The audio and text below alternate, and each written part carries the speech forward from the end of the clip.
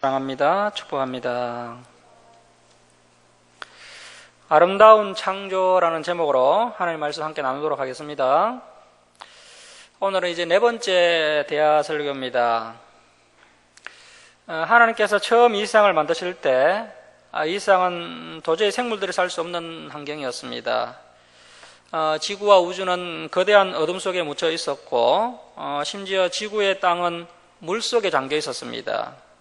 그런데 하나님께서 말씀으로 사람들과 생물들이 살 수 있는 아름다운 세상을 만들어 주셨습니다. 하나님께서 이 아름다운 세상을 만드신 이유는 바로 우리를 사랑하고 계시기 때문입니다. 하나님께서 아름다운 세상을 만드시고 또 우리를 만드신 것은 우리를 너무나도 사랑하셔서 우리를 행복하도록 해 주시기 위한 것입니다. 그래서 우리가 창조주 하나님을 찬양해야 됩니다. 하나님께 감사드려야 됩니다. 우리가 이 창세기를 배워야 할 이유가 있는데요. 이 창세기를 알아야 하나님의 사랑도 알 수가 있고 또 인류의 기원도 알 수 있고 또 이 세상의 기원도 우리가 알 수가 있습니다. 창세기 1장 1절과 2절 말씀을 통해서 우리가 알 수 있는 것은 첫째 날 이전에 이미 우주와 지구가 만들어져 있었고 또 지구에는 땅과 물이 존재하고 있었다는 사실입니다. 이러한 것들이 첫째 날 이전에 태초에 이미 다 만들어져 있었다는 것입니다. 그리고 우주의 빛도 첫째 날 이전에 만드신 것을 알 수가 있습니다. 태양빛이 만들어지기 전에 먼저 우주의 빛이 만들어졌습니다. 이 빛은 태양빛은 아니지만 태양빛 이상으로 강력하고 힘이 있었습니다. 이 빛을 통해서 강렬한 우주 공간이 그 모습을 드러내게 됩니다.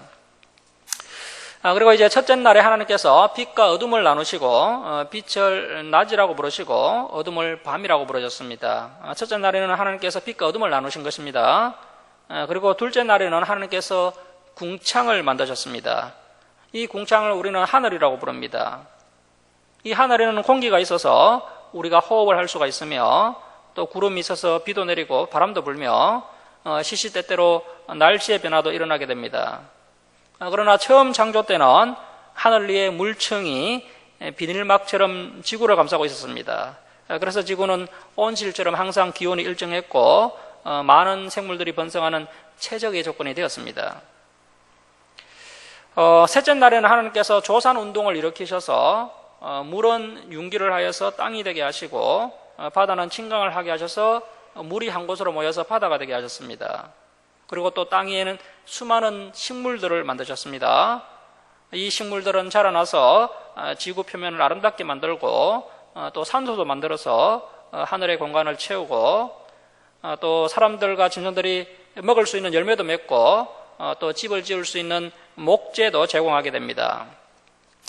이 식물들이 태양빛을 보면서 자라난 것이 아니라 첫째 날 하나님이 만드신 빛으로 자라나게 됩니다. 나중에 이 빛은 태양과 달로 대체되게 됩니다. 그런데 이 세상이 정말로 아름답게 된 것은 이제 넷째 날부터입니다. 우리가 집을 건축한 후에 그 집을 돋보이게 하기 위해서 조명장치를 예쁜 것으로 달면 그 집이 훨씬 아름답게 보입니다. 이와 같이 하나님께서 하늘에 아름다운 조명장치를 달아놓으셨습니다. 하나님은 넷째 날에 하늘에 두 개의 커다란 조명장치를 만들어서 하늘에 달아놓으셨는데요. 바로 태양과 달입니다. 큰 광명체인 태양은 낮에 지구를 비추게 하시고 작은 광명체인 달은 밤에 지구를 또 비추게 하셨습니다. 그리고 또 태양계의 별들을 만드셔서 밤하늘을 아름답게 빛나도록 하셨습니다. 이제 지구는 오늘날 우리가 바라보는 모습처럼 아름다운 모습을 갖추게 됩니다. 자, 이제 1장 14절 옆에다가 넷째 날이라고 적어 놓으십시오. 자, 1장 14절 말씀 보시겠습니다.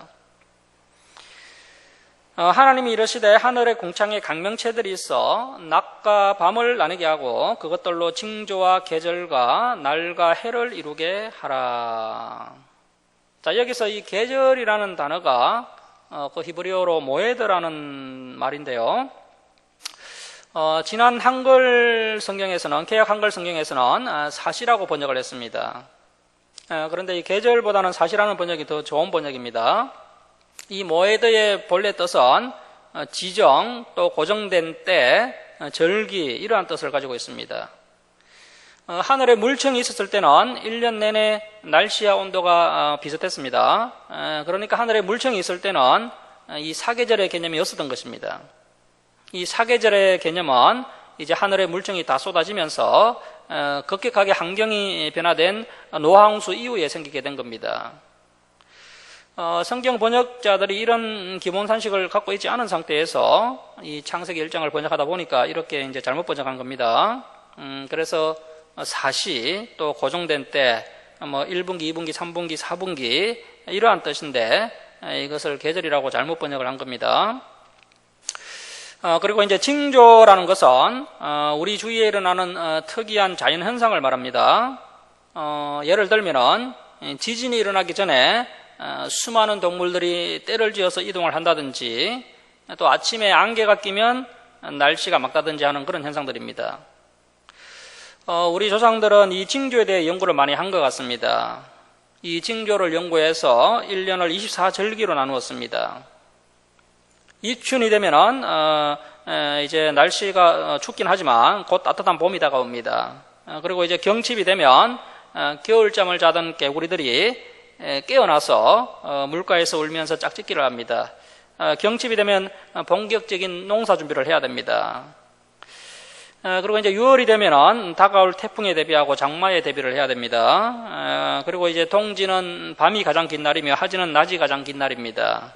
또 겨울도 소환 대안이 있어서 혹한기를 대비해야 됩니다.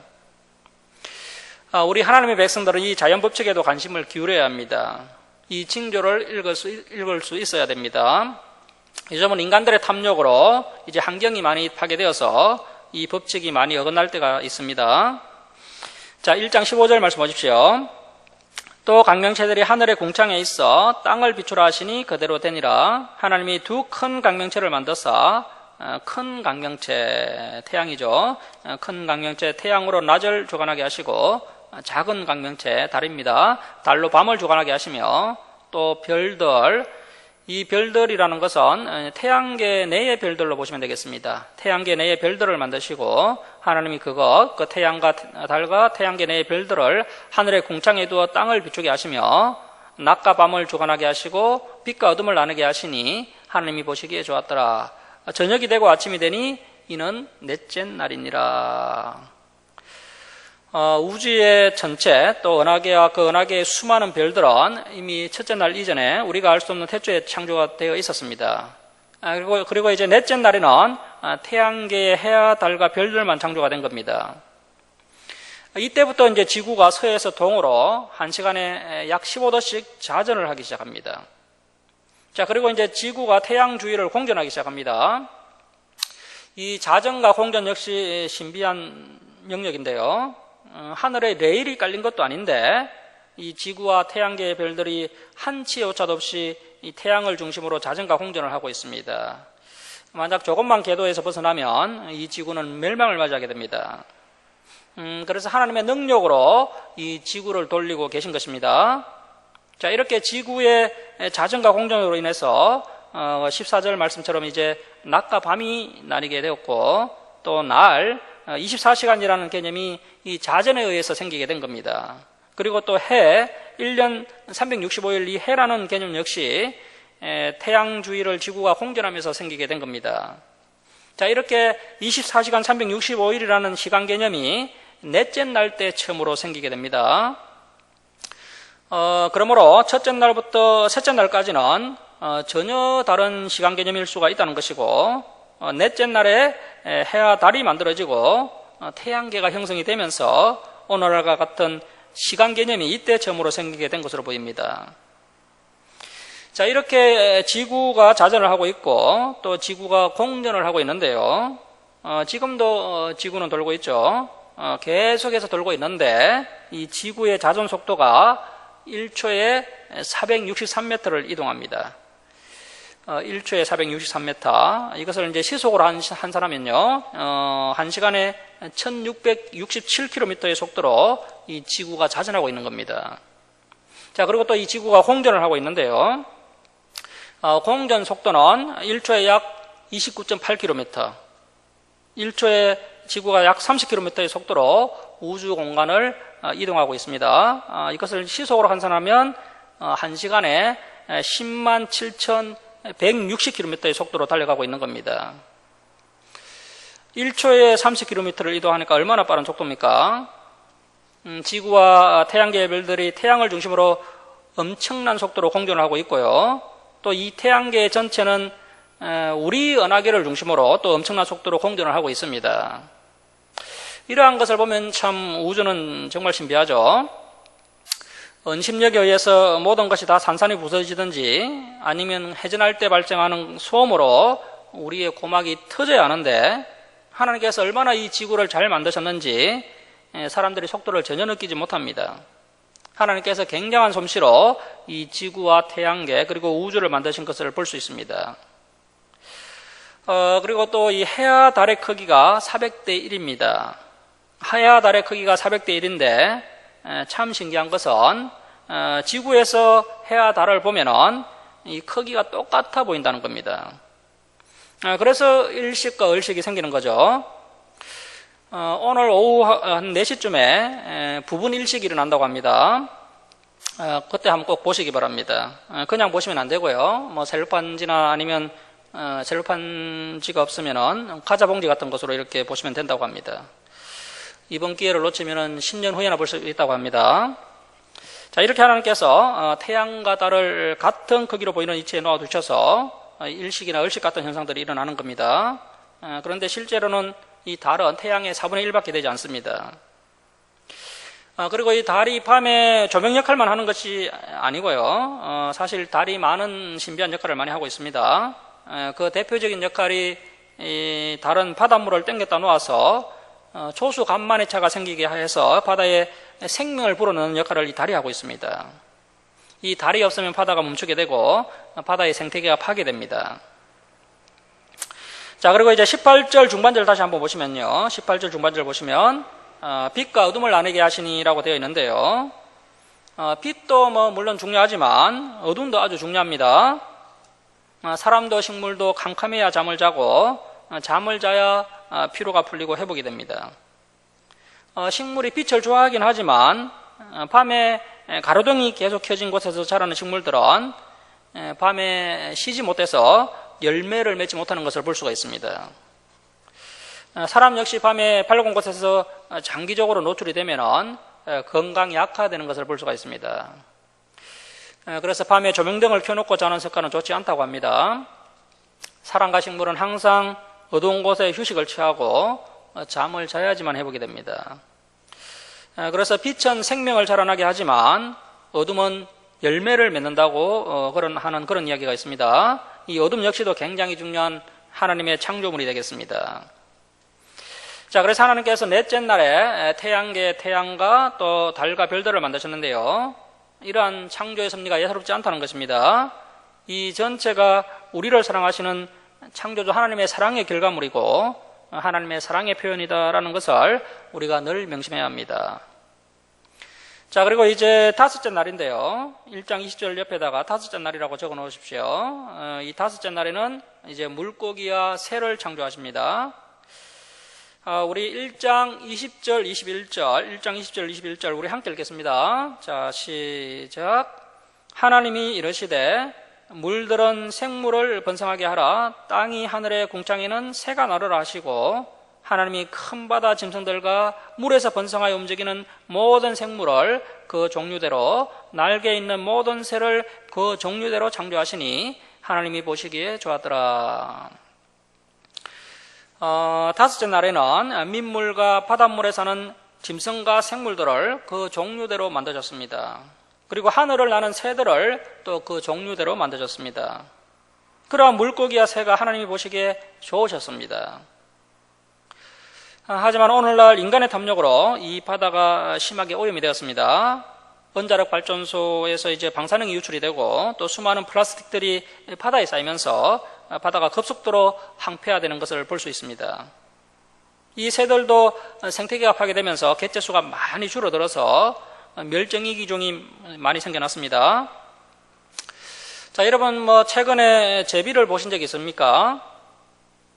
제가 어릴 때 시골에서 살았는데 매년 봄이 되면은 수많은 제비들이 찾아와서 집집마다 처마에 제비집을 짓고 새끼를 낳는 것을 볼 수가 있습니다. 그런데 요즘은 시골에서 이 제비를 보기가 어렵습니다. 자, 이제 22절 말씀 보십시오. 하나님이 그들 그 물고기와 새들에게 복을 주시며 이르시되. 자, 이제 첫 번째 복이 나오는데요. 첫 번째 복이 뭐냐면 줄을 치겠습니다. 생육하고 번성하여 여러 바닷물에 충만하라. 새들도 땅에 번성하라 하시니라. 이것이 첫 번째 복입니다. 저녁이 되고 아침이 되니 이는 다섯째 날이니라. 자, 하나님께서 바다의 생물도 하늘의 새들도 생육하고 번성하여 충만한 것을 기뻐하셨습니다. 오늘날 인간의 탐욕으로 환경이 파괴되면서 바다의 생물과 하늘의 새들의 개체수가 계속 줄어들고 있습니다. 그래서 복이라는 것이 다른 것이 아니라 생육하고 번성하여 충만한 것이 복이라는 겁니다. 하나님의 첫 번째 복은 자연의 풍성함과 아름다움입니다.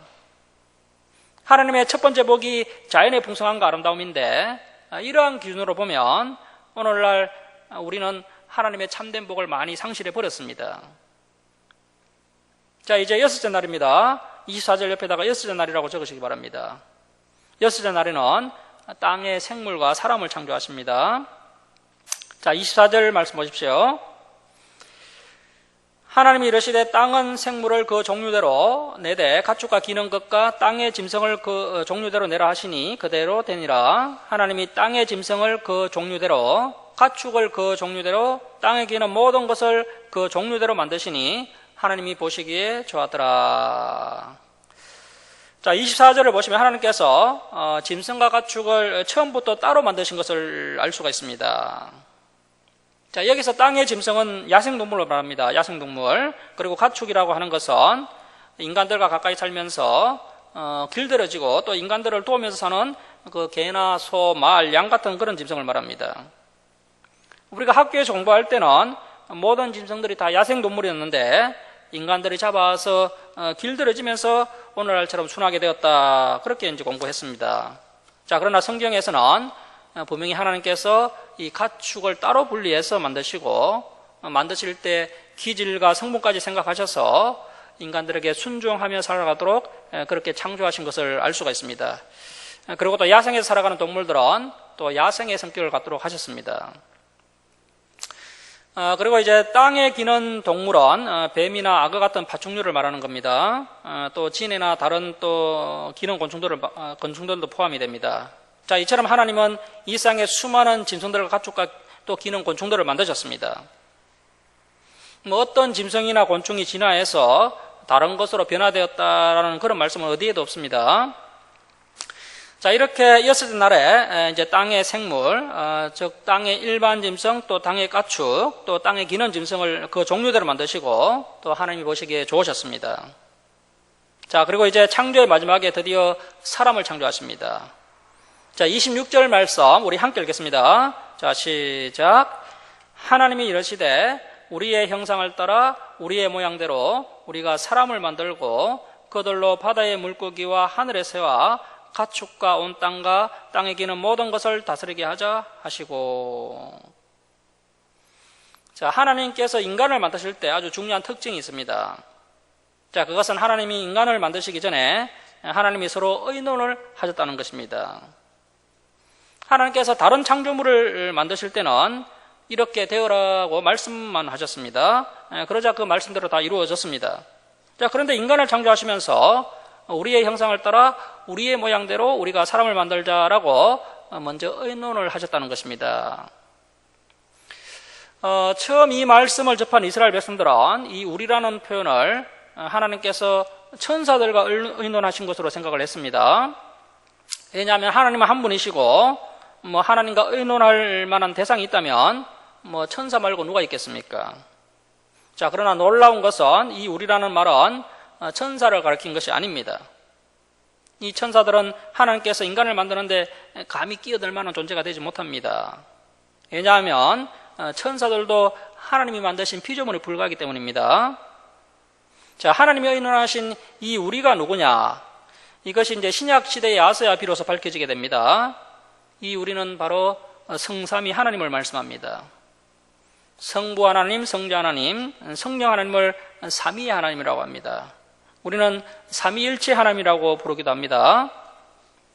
하나님은 한 분이신데 세 인격이 존재한다라는 말씀입니다.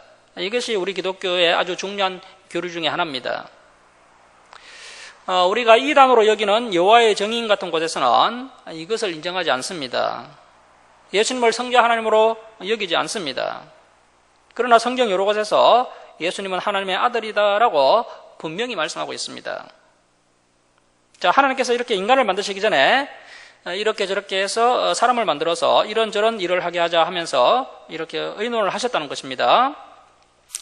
다시 말하면 하나님께서 인간을 그냥 즉흥적으로 만드신 것이 아니라 충분히 생각하고 계획하셔서 만드셨던 겁니다.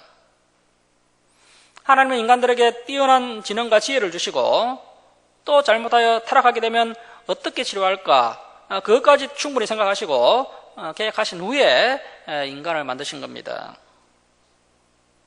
하나의 피조물에 불과한 우리 인간들을 하나님을 닮도록 만드시고 또 하나님의 능력에 가깝도록 뛰어난 지능을 주신 것은 어찌 보면 너무나도 위험한 일이었습니다.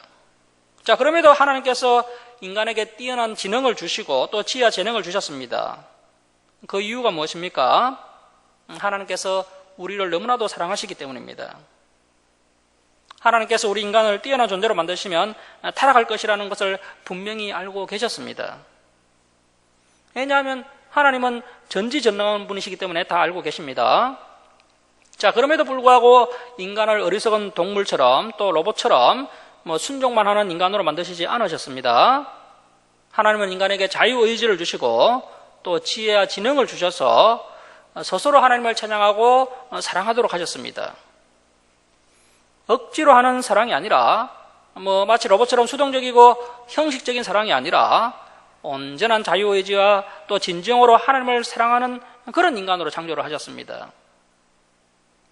하나님은 인간이 설사 타락하여서 하나님을 대적하더라도 인간을 최고의 모습으로 창조하셨습니다. 이것이 바로 하나님이 우리 인간들을 사랑하시고 계시다는 증거입니다. 인간이 타락하여서 죄를 지었을 때 그 죄를 지은 인간이 모든 책임을 져야 하지만 그 죄를 회개하고 다시 하나님께로 돌아오는 자들은 하나님께서 모든 책임을 다 지신다는 것을 사전에 이렇게 미리 다 의논하신 후에 우리 인간을 창조하셨습니다. 자, 그리고 이제 26절 끝에 보시면요. 하나님께서 이 세상의 창조물들을 우리 인간들에게 다스리도록 권한을 주셨다는 것입니다. 하나님은 이 세상의 많은 동물들과 풀과 나무 등 하나님의 창조물들을 우리에게 맡겨주셨습니다. 하지만 현재 하나님의 아름다운 창조물들이 인간들의 탐욕으로 인해 멸종되어 가고 있습니다. 인간의 욕심으로 인해 하나님의 창조물들이 파괴되고 있습니다. 그래서 우리가 다시 하나님의 뜻을 깨달아야 합니다. 하나님께서 창조물을 우리 인간들에게 다스리도록 하셨는데 이 다스린다는 것이 함부로 해도 되는 것이 아니라 잘 관리하도록 하셨다는 것입니다. 하나님께서 사랑으로 우리 인간을 지켜주시고 계시듯이 우리 인간들도 하나님이 창조하신 이 창조물들을 아끼고 사랑하고 잘 관리해야 합니다. 그것이 바로 하나님의 뜻입니다. 자, 그런데요, 이것만이 또 우리 인간을 창조하신 목적이 아닙니다. 그 이사야 43장 21절에 보시면 하나님께서 인간을 창조하신 이유가 이렇게 기록되어 있습니다.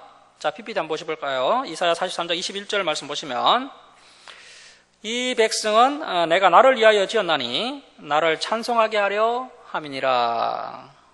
자, 하나님을 예배하기 위해서 우리가 창조되었다는 것입니다. 자, 그래서 하나님께서 우리에게 주신 최고의 복은 바로 이 예배입니다. 우리가 창조주 하나님을 찬송하고 예배하며 또 말씀으로 은혜 받아서 하나님과 하나 되는 것을 최고의 복으로 주셨습니다. 이렇게 주일날 하나님을 찬양하고 예배하는 것, 이것은 너무나도 큰 복이며 또 하나님의 은혜임을 깨달으시기 바랍니다. 그래서 우리가 이 생에서 해야 할 일이 있는데요. 그것은 바로 하나님의 창조 사역에 우리가 동참을 하는 겁니다. 집에서 아이를 낳아서 키우고 음식을 만들어서 가족들에게 먹이는 것도 하나님의 창조 사역에 동참하는 것이고요. 또 밖에서 열심히 일하는 것도 하나님의 창조에 우리가 동참하고 있는 것입니다. 이러한 것을 통해서 더욱더 하나님의 사랑을 체험하고 또 이 세상을 보람있게 살아가게 되는 겁니다. 오늘날 많은 사람들이 돈을 목적으로 직장 생활을 하고 있습니다. 그러나 그것은 좋은 마음가짐이 아닙니다. 우리는 오직 이 세상의 창조 질서를 회복시키기 위해 일을 해야 합니다. 굉장히 거창하다고 생각할지는 모르지만 이것이 진리입니다. 우리가 먹고 살기 위해서 일을 하고 돈을 위해 일을 하는 것이 아니라 우리가 하나님의 영광을 위해서 일을 하고 또 그 물질로 가정을 위해서 사용하고 또 자녀들도 키우고 또 그것을 아껴서 주님의 영광을 위해 그 수익의 일부를 사용하는 것, 그것이 이제 크게 보면 하나님의 창조 질서를 회복하는 일이라는 것입니다. 자, 그래서 고린도전서 10장 31절에서 사도 바울이 이렇게 말을 합니다. 그런즉 너희가 먹든지 마시든지 무엇을 하든지 다 하나님의 영광을 위하여 하라. 사랑하는 성도 여러분, 열심히 일하고 또 맛있는 음식도 먹고 또 휴식도 취하고 또 교회에 나와서 이렇게 예배도 드리고 또 주님의 일에 헌신하는 것, 이 모든 것이 다 주님의 영광을 위해서 한다는 사실을 잊지 마시기 바랍니다. 우리가 하나님 나라를 위해 헌신하도록 하기 위해서 주님께서 우리에게 이 모든 필요를 공급하고 계시다는 사실을 우리가 잊으면 안 됩니다. 자, 27절 말씀 보십시오. 하나님이 자기 형상 곧 하나님의 형상대로 사람을 창조하시되 남자와 여자를 창조하시고. 자, 우리 인간은 하나님의 형상대로 창조되었다는 것입니다. 여기서 형상이라는 것은 판에서 찍어냈다라는 의미가 있습니다.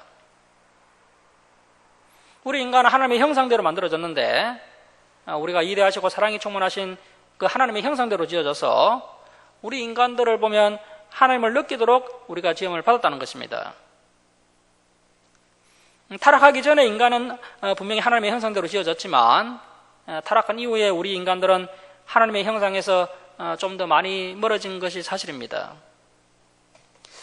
우리가 비록 죄를 지은 죄인임에도 아직도 우리 안에는 하나님의 형상이 남아 있습니다. 그러면 어떤 점이 하나님과 닮았습니까? 바로 우리 인간이 지혜가 넘치는 겁니다. 하나님께는 비할 바가 못 되지만 이 세상 어느 동물들보다 우리 인간은 지혜롭습니다. 또 사랑하는 마음이라든지 겸손한 마음, 또 애통이 여기는 마음, 또 긍휼히 여기는 마음, 이러한 마음들이 다 하나님의 성품입니다. 저와 여러분이 하나님의 형상대로 창조되었기 때문에 이제는 우리가 하나님의 형상답게 살아가야 됩니다. 무엇보다도 우리가 하나님의 형상인 사람을 사랑하면서 살아가야 됩니다. 우리가 마음과 뜻과 힘을 다하여 하나님을 사랑하듯이 우리의 이웃을 내 자신과 같이 사랑하면서 살아가야 됩니다. 그리고 우리가 하나님의 형상이기 때문에 우상이나 귀신에게 절대 절을 하면 안 된다는 것입니다. 타 종교 신상 앞에다가 합장을 한다든지 아니면 제사상에다가 절을 하면 안 됩니다. 왜냐하면 우리가 하나님의 형상이기 때문입니다.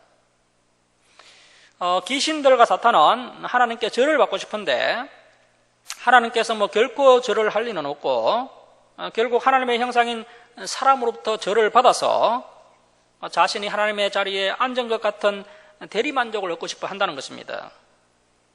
그래서 하나님의 형상인 우리가 우상이나 귀신에게 절을 하는 일이 절대 있어서는 안 됩니다.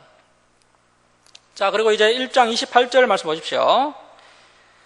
하나님이 그들에게 복을 주시며 하나님이 그들에게 이르시되, 자, 줄을 치겠습니다. 생육하고 번성하여 땅에 충만하라. 자, 여러분, 자녀를 많이 낳는 것이 복입니다. 이것이 또 우리 인간에게 주신 첫 번째 명령입니다. 이 명령이 얼마나 중요했던지요, 노아, 아브라함, 이삭, 야곱에게 반복해서 이 명령을 하시는 것을 볼 수가 있습니다. 자녀가 하나님의 복입니다. 그래서 자녀를 낳는 것만큼 이대하고 가치 있는 일이 없습니다. 한 생명보다 더 소중한 것은 없습니다. 하나님께서 사람에게 복을 내려주실 때 아이를 통하여, 생명을 통하여 복을 내려주신다는 사실을 명심하고, 하나님의 복 받기를 원하시는 분들은 생육하고 번성해야 합니다. 그래서 이 창세기 1장 28절은 복이면서 또한 명령입니다. 자, 그러나 오늘날 현대인들은 이것을 복으로 여기지도 않고 이러한 하나님의 명령이 있는 줄도 모릅니다. 기독교인조차도 잘 모르고 있습니다. 그래서 자녀를 적게 낳으려고 하고 아예 낳지 않으려고 하는 경우도 있습니다. 하나님의 참된 복을 모르는 사람들입니다. 자, 28절 중반절 계속 보시면 땅을 정복하라. 바다의 물고기와 하늘의 새와 땅에 움직이는 모든 생물을 다스리라 하시니라. 물고기, 새, 땅의 생물 등 앞에서 하나님께서 창조하신 모든 생명들을 다스리기 위해서 우리 인간들을 창조하셨다는 것입니다. 여기서 이 다스리라는 것은 진짜 주인은 하나님이신데 하나님의 형상인 사람이 대신 이 생명들을 잘 관리하고 보호해야 한다는 것입니다. 자, 그래서 이 생을 잘 다스리는 것이 우리 인간의 첫 번째 사명입니다. 앞에서 첫 번째 복이 나왔고 또 첫 번째 명령도 나왔고 이제 첫 번째 사명이 나왔습니다. 이 첫 번째 사명은 모든 생명들이 생육하고 번성하여서 아름다운 조화를 이루며 이 지구에서 충만하게 살아갈 수 있도록 잘 관리하는 것, 이것이 우리 인간에게 주신 1차 사명이라는 것입니다. 그 10계명의 6번째 계명을 언어로 보면요, 그것이 살인하지 말라라가 아닙니다. 그 살인하지 말라라는 히브리어 로티르차어는 어떠한 생명도 죽이지 말라, 그러니까 살생하지 말라는 뜻입니다. 그래서 풀과 채소와 나무, 또 수많은 곤충과 벌레, 또 바다의 물고기, 하늘의 새, 또 땅의 짐승들, 그래서 하늘과 땅과 산과 바다에 사는 모든 생명들이 하나님의 명령을 따라 생육하고 번성하기 위해서 이렇게 발버둥치는 것을 우리가 볼 수가 있습니다. 이 모든 것을 관리하고 보호해야 할 사명을 하나님으로부터 부여받은 사람이 이러한 생명들을 함부로 죽인다는 것은 분명히 하나님의 계명, 그 제6계명을 어기는 행위입니다. 그래서 우리 주사랑교회 성도님들은 작고 하찮은 생명이라 할지라도 소중하게 생각할 줄 아는 성도님들이 되어야 됩니다. 환경을 사랑하고 생명을 사랑하는 성도님들이 다 되어야 됩니다. 자, 이제 1장 29절 말씀 우리 함께 읽겠습니다. 자, 시작. 하나님이 이르시되 내가 온 지면에 씨 맺는 모든 채소와 씨 가진 열매 맺는 모든 나무를 너희에게 주노니 너희의 먹을거리가 되리라. 자, 하나님께서 우리 인간에게 먹을거리를 주신 첫 번째 음식이 나오는데요, 이 첫 번째 음식은 식물성 음식입니다. 이 창조 원리를 우리가 잘 이해해서 가급적이면 우리 몸에 가장 적합한 식물성 음식을 우리가 많이 먹어야 합니다. 우리가 야채와 과일을 많이 먹어야 우리의 몸이 건강해질 수가 있습니다. 자, 그리고 이제 1장 30절 말씀 보십시오. 또 땅의 모든 짐승과 하늘의 모든 새와 생명이 있어 땅에 기는 모든 것에게는 내가 모든 푸른 풀을 먹을거리로 주노라 하시니 그대로 되니라. 다른 생명체들에게도 1차 먹을거리로 이 풀을 주셨다는 겁니다. 사람에게 채소와 과일을 1차 먹을거리로 주셨고 다른 생명체들에게도 푸른 풀을 1차 먹을거리로 주셨다는 것입니다. 모든 생명체에게 이 푸르른 풀만큼 적합한 음식이 없습니다. 자, 그 다음에 이제 31절 말씀 보시면 하나님이 지으신 그 모든 것을 보시니 보시기에 심히 좋았더라. 저녁이 되고 아침이 되니 이는 6째 날이니라. 자, 이제 2장으로 가겠습니다. 2장 1절에다가 7째 날에 안식하시다라고 적어 놓으십시오. 7째 날에 안식하시다.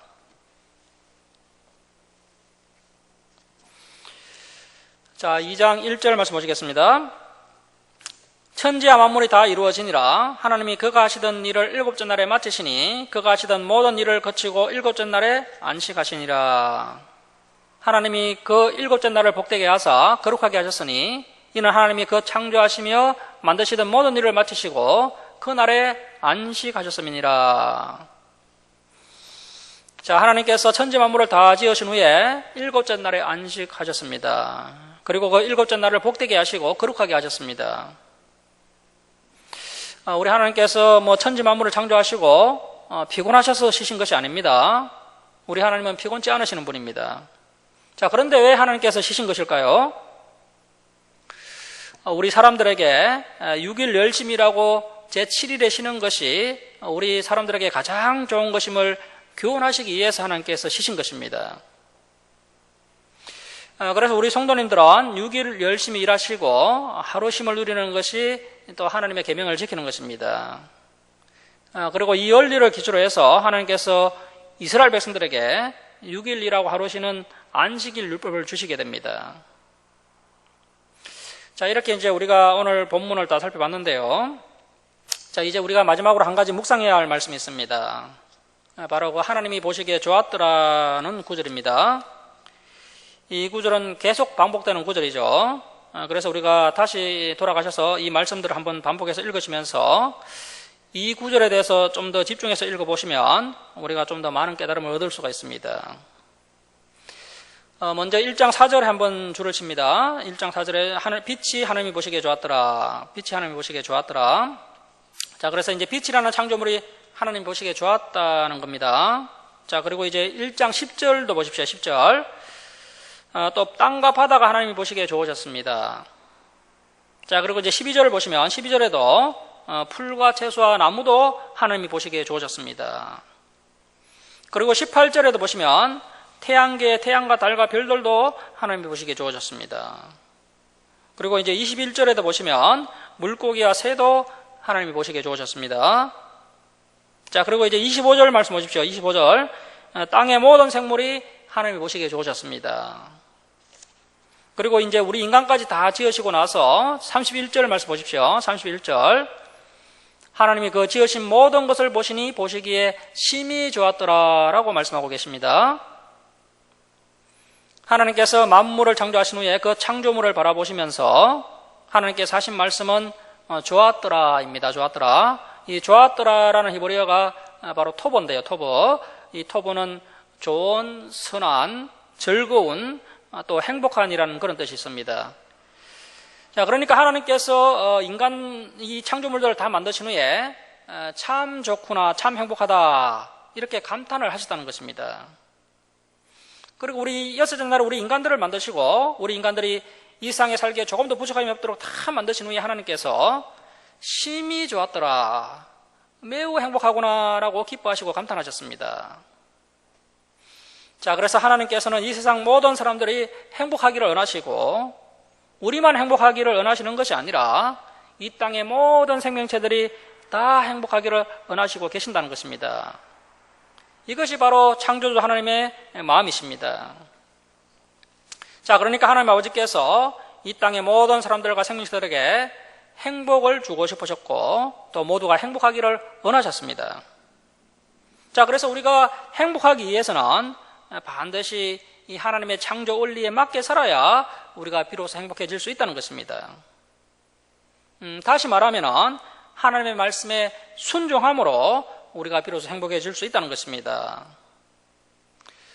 말씀을 마치도록 하겠습니다. 사랑하는 성도 여러분, 하나님이 창조하신 이 자연 만물들을 바라보면서 하나님의 사랑을 깨닫는 저와 여러분이 되시기 바랍니다.